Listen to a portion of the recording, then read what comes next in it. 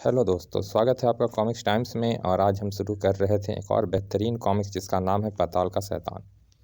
इसका पहला पेज आप देख सकते हैं दोस्तों। और अभी तक आपने हमारे चैनल को सब्सक्राइब नहीं किया है दोस्तों तो प्लीज़ सब्सक्राइब कर दें ताकि हम आपके लिए ऐसे ही अच्छी अच्छी कॉमिक्स लाते रहें और आप उन्हें इंजॉय करते रहें। चलिए शुरू करते हैं बिना समय गंवाए। जादूगर त्रिकाल और सोने की मूर्ति में आपने पढ़ा कि शैतान तांत्रिक त्रिकाल, जिसे सारी दुनिया एक भले और परोपकारी जादूगर के रूप में जानती थी, उसने नरबलि देकर बुराई के देवता को प्रसन्न करके उससे एक मायावी खोपड़ी प्राप्त की।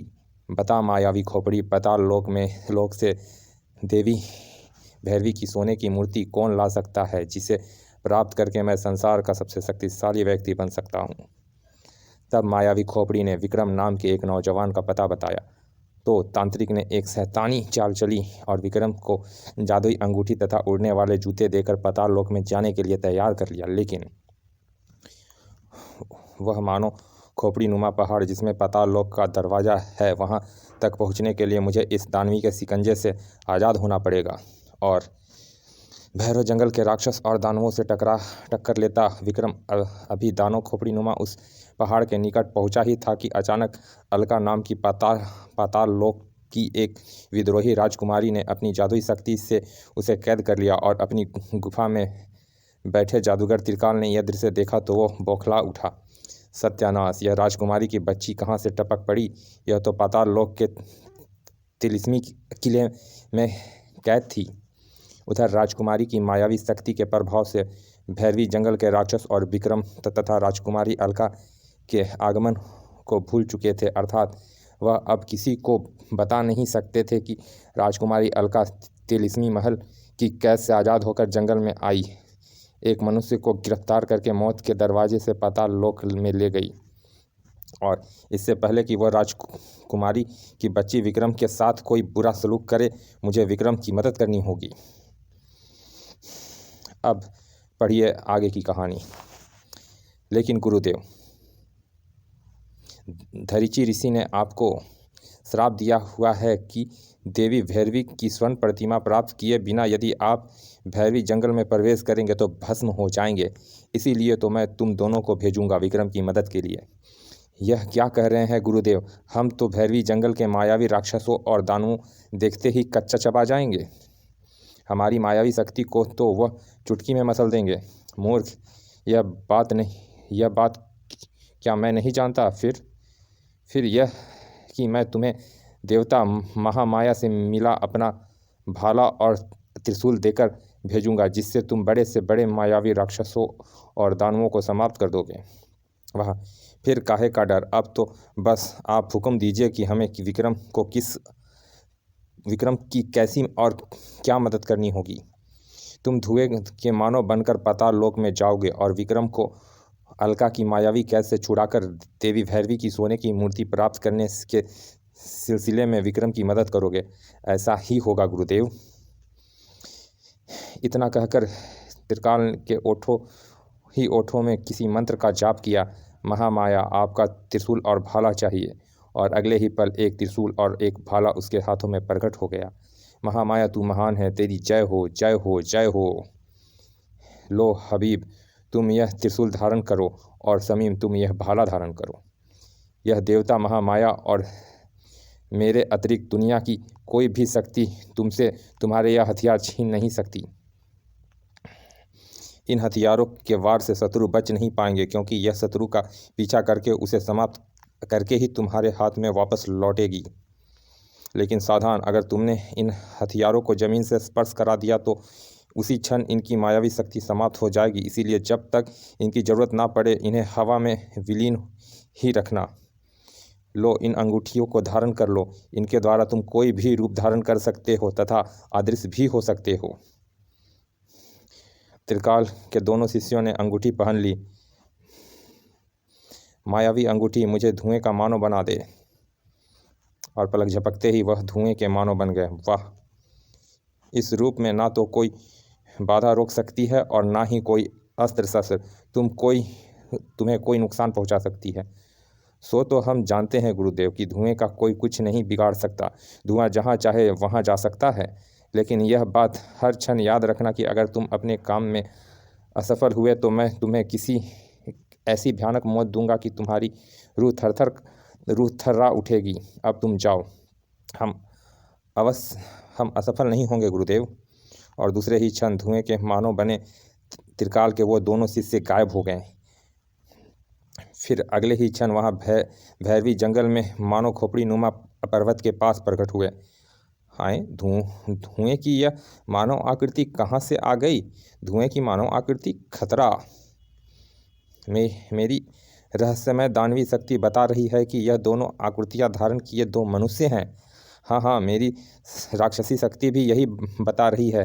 लेकिन धुएं की इन आकृतियों का हम बिगाड़ भी क्या सकते हैं? यह काम सिर्फ होंडा राक्षस ही कर सकता है, जिसे ऐसी शक्ति प्राप्त है कि वह जिस भी प्राणी की परछाई को पकड़ता है वह प्राणी भी उसी की पकड़ में आ जाता है। तभी लो आ गया होंडा राक्षस। हाँ, मैं आ गया मित्रों, लेकिन तुम सबने ही मुझे एक साथ याद किया है, इसीलिए बात भी कोई खास होगी। खुद ही देख लो कि क्या बात है। देखो, वह पाताल लोक में दाखिल होने के लिए उड़ने लगे हैं। उन्हें रोको होंडा, रोको। आए धुएं के मानो। मेरे यह हाथ जिस भी प्राणी की परछाई को पकड़ लेते हैं वो प्राणी भी उनकी जकड़ में आ जाता है। मैं अभी जा दबाता हूँ इन्हें। हबीब देखो, एक भयानक राक्षस हमें पकड़ने आ रहा है, लेकिन वह तो ज़मीन पर पड़ रही हमारी धुएं की परछाई के पीछे भाग रहा है। हा, मायावी मनुष्यों, होंडा राक्षस से बचकर तुम कहाँ जा सकते हो? ओह, हमें ऐसा लग रहा है जैसे इसके हाथों में हमारी परछाई नहीं बल्कि हमारे यह जिस्म ही गिरफ्त हो गए हैं, और इनके हाथ में गिरफ्तार मेरी परछाई का जो हाथ आज़ाद है वे इधर मेरा भी वह हाथ आज़ाद है। तो जल्दी से मायावी त्रिशूल प्राप्त करो। मायावी त्रिशूल, जाओ उस मायावी राक्षस का सिर धड़ से अलग कर दो। और उसी क्षण उसके हाथ से वह त्रिशूल निकला, तीर की तरह होंडा राक्षस की ओर जाता नजर आया। ओह, मायावी त्रिशूल! पलक झपकते ही मायावी त्रिशूल होंडा राक्षस का सिर धड़ से अलग करके वापस मुड़ चला। लेकिन यह क्या? अरे हबीब, इसका कटा हुआ सिर तो वापस उसके धड़ से जुड़ गया। इसका मतलब है कि कोई यानी अपनी मायावी शक्ति से इस राक्षस की मदद कर रहा है। तभी होंडा राक्षस ने अपने हाथों में गिरफ्त समीम की परछाई को मसलना आरंभ कर दिया। वह मुझे मसल रहा है। बचाओ हबीब, मेरा मायावी त्रिशूल वापस जा और उस राक्षस के हाथ काट दे। आदेश मिलते ही त्रिशूल वापस राक्षस की ओर मुड़ गया। क्यों ना इस मायावी मनुष्य का सिर ही फोड़ दूं ताकि वह अपने मायावी त्रिशूल का प्रयोग ही ना कर सके। समीम, अब वह मेरी गर्दन मरोड़ रहा है। लेकिन इससे पहले कि होंडा राक्षस हबीब की गर्दन मरोड़ पाता, मायावी त्रिशूल उसके पास पहुंचा गया और अगले ही क्षण होंडा राक्षस के कटे हुए मायावी हाथों में से धुएं के मानव आकृतियां की परछाइयां आज़ाद हो गई। हफ, अगर एक क्षण और उसके हाथों में मेरी परछाई रह गई होती तो वह कमबख्त गर्दन तोड़ चुका होता मेरी। लेकिन अब आगे हबीब, क्योंकि उसके कटे हुए हाथ भी उसके सिर की तरह वापस जुड़ रहे हैं। लेकिन अब भागो हबीब, क्योंकि उसके कटे हुए हाथ भी उसके सिर की तरह वापस जुड़ रहे हैं। अब अगर उसके हाथ में हमारी परछाई आ गई तो वह गर्दन तोड़ने में एक क्षण की भी देरी नहीं करेगा। लेकिन सत्यानाश, वह कमबख्त हमारी परछाई के पीछे भागने के बजाय पाताल लोक की राह पर खड़ा हो गया। हम अगर पाताल लोक में दाखिल होने के लिए पर्वत के किसी भी द्वार के पास पहुँचे तो वह हमारी परछाई जरूर पकड़ लेगा, यानी कि वह हमारा रास्ता रोककर खड़ा हो गया है। और यदि हमें पाताल लोक में पहुंचने में देर हो गई तो संभव है वहाँ हमें विक्रम जीवित ही ना मिले। ऐसा हो गया तो त्रिकाल हमें जिंदा नहीं छोड़ेगा। अब अपनी काया पलट अंगूठी के द्वारा हमें अदृश्य रूप में पाताल लोक में प्रविष्ट होना चाहिए। इस रूप में हमारी परछाई भी नहीं बनेगी।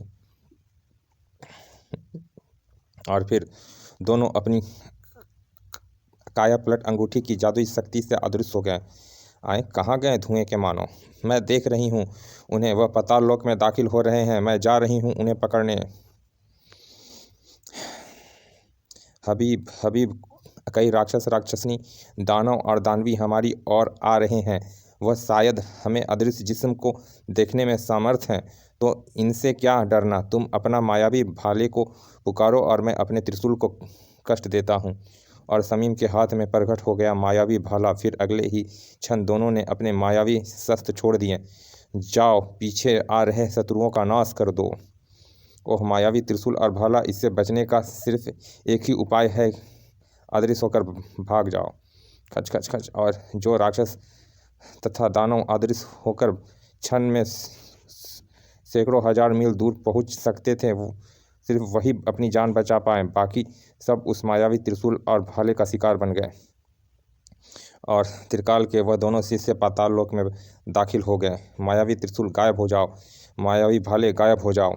लेकिन तभी ओह मायावी किरणें, यह हमें बांधने आ रही है और हमारे पास धुएं की आकृति में बदलने का समय भी नहीं है। और पलक झपकते ही वो मायावी किरणें उनके इर्द गिर्द लिपट गई। हम कैद में हो गए शमीम। हाँ, और अब शायद मौत ही हमें इस कैद से मुक्त करेगी। तभी वहाँ प्रकट हुई राजकुमारी अलका। हा हा हा, दुष्ट तांत्रिक त्रिकाल के जल्लाद शिष्यों, तुमने ठीक कहा, अब मौत ही तुम्हें इस कैद से आज़ाद करेगी।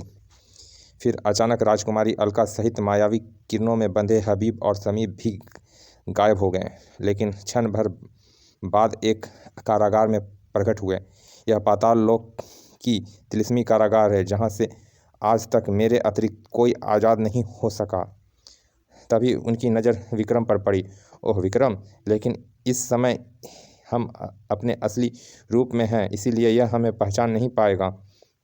ठीक सोचा हबीब, मुझे मुझे मुझे अभी अवसर मिला ही नहीं था कि मैं इस भोले नौजवान को तुम्हारी वास्तविकता बता पाती। राजकुमारी अलका, हम अनधिकृत रूप से पाताललोक में प्रविष्ट होना चाह रहे थे, फिर तुमने हमें जान से मारने के बजाय गिरफ्तार क्यों किया? क्योंकि तुम्हें गिरफ्तार करके तुमसे मुझे कई प्रकार के लाभ होने की आशा है। दरअसल मुझे इस कारागार में ऐसी मायावी शक्ति हासिल हो गई है कि मैं जब चाहे इस तिलिस्मी कारागार से आज़ाद हो सकती हूँ। लेकिन इस कारागार से आज़ाद होने के अतिरिक्त मैं किसी बाहरी आदमी की मदद के बिना अपनी इच्छा अनुसार कोई दूसरा कार्य नहीं कर सकती। यानी कि तुम हमारी मदद से पाताल लोक में विद्रोह करना चाहती हो?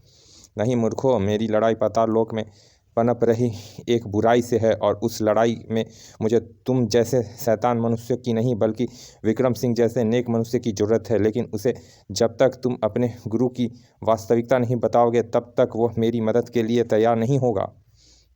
इसीलिए इसके अतिरिक्त मैं तुमसे मायावी त्रिशूल और भाला तथा तुम्हारी दूसरी मायावी शक्ति भी हासिल करना चाहती हूँ। यानी कि तुम हमें असफल बनाकर लौटाना चाहती हो, ताकि हमारा गुरु हमें भयानक मौत की सज़ा दे। नहीं, मैं वादा करती हूँ कि तुम्हारा गुरु तुम्हें ऐसी भी सज़ा देने के लिए जीवित ही नहीं बचेगा, बशर्ते तुम मेरी मदद करो। अगर तुम ऐसा वादा करती हो तो फिर हम तुम्हारी मदद के लिए तैयार हैं। विक्रम, अब तुम्हारे सुनने की बारी है। मैं तुम्हें अब वह हकीकत बताती हूँ जिसे जानने के बाद तुम उस शैतान जादूगर त्रिकाल के जानी दुश्मन बन जाओगे। मेरी समझ में कुछ नहीं आ रहा, इसीलिए कृपया जो भी बात है उसे विस्तार पूर्वक बताइए। इसके लिए सबसे पहले मैं तुम्हें इन दोनों शैतान मनुष्य का वो असली रूप दिखाती हूँ, जिसे देखते ही तुम इन्हें पहचान जाओगे। अगले ही क्षण, अरे यह तो जादूगर त्रिकाल के शिष्य हैं। हाँ, यह वही है, लेकिन यह इनकी नकली रूप था, असली रूप इनका यही है। ओह, दूसरे क्षण वह एकदम आईना प्रकट हो गया। अब इस जादुई आईने में तुम भूतकाल के कुछ दृश्य देखोगे। फिर जादुई आईने पर दृश्य प्रकट होने लगे तथा राजकुमारी अलका उन दृश्य के बारे में बताती चली गई। यह जादूगर त्रिकाल का असली रूप है। उफ, राक्षस जैसा क्रूर व भयानक, लेकिन लोगों के बीच वह अपने जादूगर त्रिकाल वाले इस रूप में प्रकट होता है। यह दुष्ट संसार का सबसे शक्तिशाली व्यक्ति बनने के लिए देवी भैरवी की मूर्ति प्राप्त करना चाहता है। और जब एक दिन अपनी मायावी शक्ति के द्वारा उसे मालूम हुआ कि तुम उस मूर्ति को प्राप्त करने के योग्य हो, तो उसने एक चाल चली। वह तुम्हारे गांव में प्रकट हुआ। वहां जब तुम उसके जादुई चमत्कार देख रहे थे तब उसका शिष्य हबीब तुम्हारे घर पहुंच गया। वहां उसने नाग का रूप धारण किया और तुम्हारी माँ को डस लिया। फिर जो कुछ हुआ वह तुम जानते ही हो। क्यों दुष्टों, क्या यह सब बातें सही है? हाँ, यह सब बातें सही है। अपने गुरु त्रिकाल की योजना अनुसार मैंने ही नाग बनकर तुम्हारी माँ को डसा था। लेकिन मुझ में ही ऐसी क्या खास बात है कि उस मायावी खोपड़ी ने इस शैतान तांत्रिक को मेरे ही बारे में बताया? दरअसल देवी भैरवी की मूर्ति को वही मनुष्य प्राप्त कर सकता है जिसके मस्तक की रेखाओं में सूर्य चिन्ह बना हो और उस मनुष्य की आयु 20 वर्ष से अधिक ना हो। इसीलिए मायावी गोले ने त्रिकाल को तुम्हारे बारे में ही बताया था। तो अब कृपया मुझे सिर्फ एक क्षण के लिए आज़ाद कर दो। मैं वादा करता हूँ कि अपनी माँ के हत्यारों से अपनी माँ की हत्या का बदला लेने के बाद तुम्हारे समक्ष आत्मसमर्पण कर दूंगा। नहीं नहीं राजकुमारी जी, इसे आज़ाद मत कीजिएगा। यह मुझे मार डालेगा। धीरज रखो विक्रम। मैं जानती हूँ कि उसने तुम्हारे साथ बुरा किया है, लेकिन मैं वादा करती हूँ कि तुम अपनी माँ को दोबारा जीवित स्वस्थ अवस्था में देख सकोगे। अगर आप मेरी माँ को पुनर्जीवित कर सकती हैं तो मैं हर प्रकार से आपकी मदद करूंगा, लेकिन बुराई का साथ हरगिज नहीं दूंगा। मेरी बात सुनकर तुम स्वयं ही फैसला कर लेना कि मैं बुराई में तुम्हारी मदद चाहती हूँ या भलाई में। इतना कहकर राजकुमारी ने हवा में हाथ उठाया तो पलक झपकते ही पिंजरा गायब हो गया। पाताल लोक में भी वैसी ही दुनिया आज़ाद है विक्रम, जैसी दुनिया में तुम रहते हो। चलिए दोस्तों, इस कॉमिक्स का पहला भाग यहाँ समाप्त करते हैं। मिलते हैं दूसरे भाग में। और अभी तक आपने हमारे चैनल को सब्सक्राइब नहीं किया दोस्तों तो प्लीज़ सब्सक्राइब कर दें। चलिए मिलते हैं इसके दूसरे भाग में। तब तक के लिए धन्यवाद। विदा।